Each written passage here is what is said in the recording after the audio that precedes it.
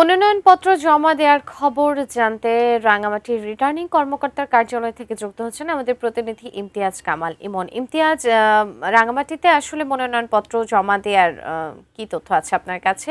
প্রার্থীরা দিতে শুরু করেছে কিনা এবং কত সময় পর্যন্ত দিতে পারবেন তারা?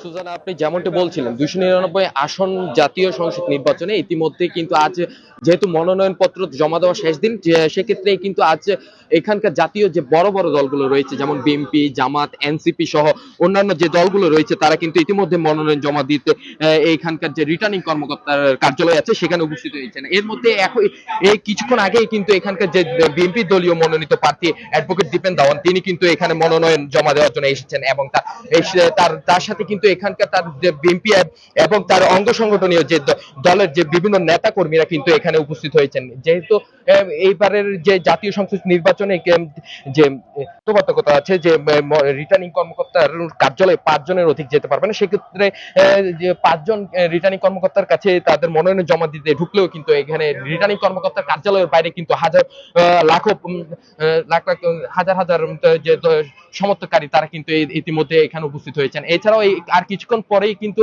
এখানকার জামাতের প্রার্থীও কিন্তু তাদের মনোনয়ন জমা দিবেন। তো সব মিলিয়ে এই ছিল আমার কাছে রাঙামাটি থেকে সর্বশেষ।